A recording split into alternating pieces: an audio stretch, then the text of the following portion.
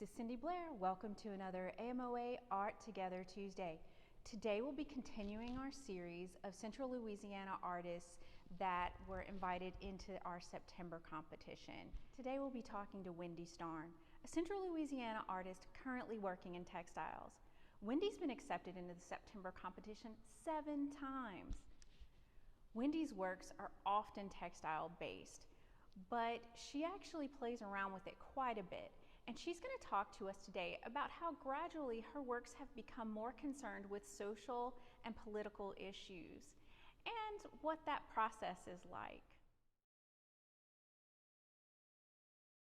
I've also always drawn and made things and, played with all that.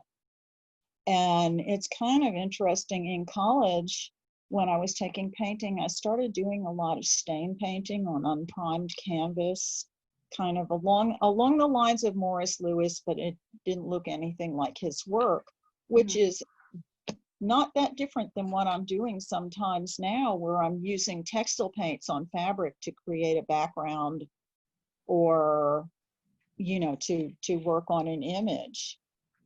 So it eventually, the interest in textiles and the interest in art just kind of merged.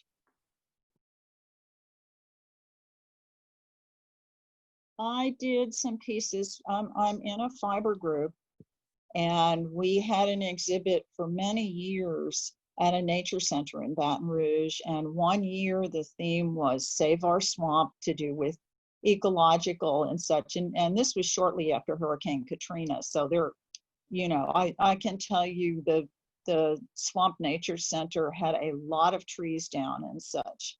So at that point, Save Our Swamp theme, yes, I made a piece called Endangered Swamp Fade to Black, which was kind of I don't know, it's three-dimensional, but it's 4 fabric panels hung in a three-dimensional way.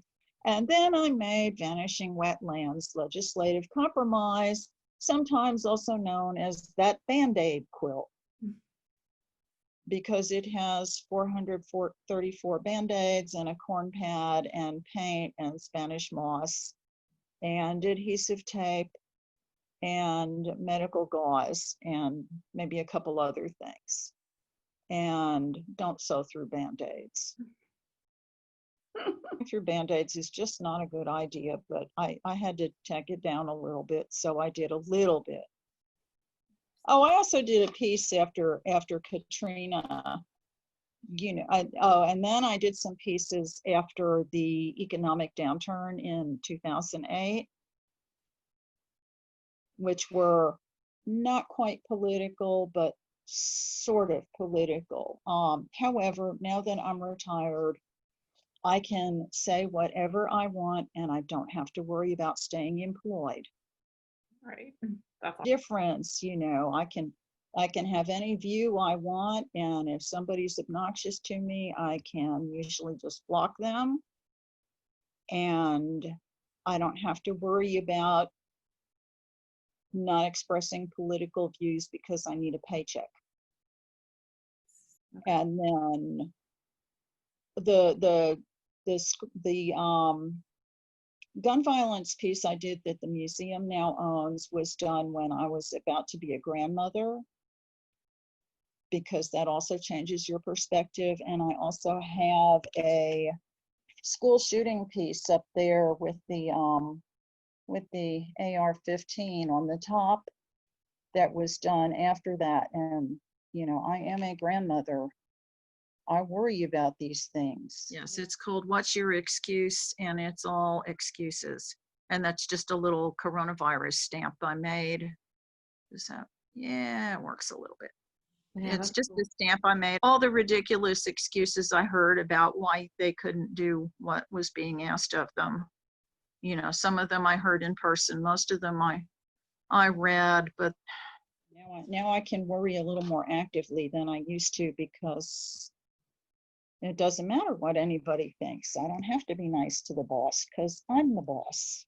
Where always before, I had to be very careful about what I said. Yeah. Anyway, this one was a challenge to learn to do some improvisational work.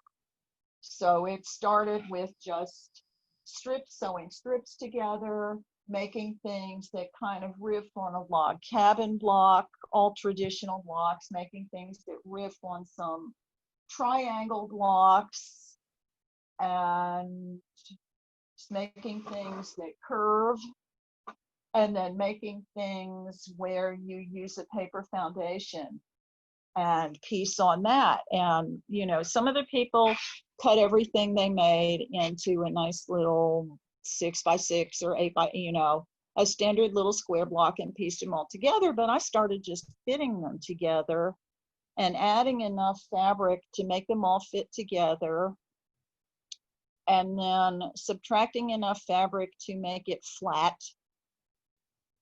And this is what I ended up with. And the shape was kind of cool. So rather than make it a square, it doesn't have to be a square. A lot of rhythm to it, especially with this type of edging is known as a piano key border, which brings the musical theme into it again. So, you know, and a rumba is a South American type of ballroom dance, and it's very rhythmic. So that's kind of how that happened. There are times where I use the medium to play with the properties of textile too. Yeah. Like the piece that the museum owns, where everything is torn and shredded, you know, and it has to do with the meaning of the piece, but it also is something where you take advantage of the properties of the material that you're using. Yeah. This really depends on the piece. You know, this one, of course, was all just putting it together. The one that I'm working on above it that won't be done until after December 31st, every day I'm cutting out a square rectangle for the low temperature and fusing on a tree for the high temperature, and then I sew all the little blocks together. Not see the bottom rows too well, but you can see how they're getting redder and redder and redder. That was cool. Red, because it's just so hot. And then, you know, sometimes I use paint. This one at the top has a lot of paint. The one on the bottom has a lot of dye. Everything was hand dyed. So it was a good use of my hand dyed fabrics. Stamping, similar to the piece that was in Concrete and Adrift. You stamp it with school glue and then layer some paint on it and then wash the school glue out. And then this one that's on the top, let me see. Okay. This one that's on the top here has one stamp that I made out of foam that's kind of sitting to the left from our view. The one on the bottom is in progress, and the background's painted, and then the other part is cut and fused.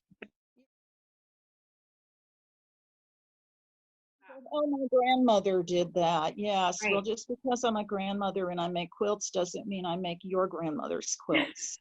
We'd like to thank Wendy for joining us for AMOA's Art Together Tuesday.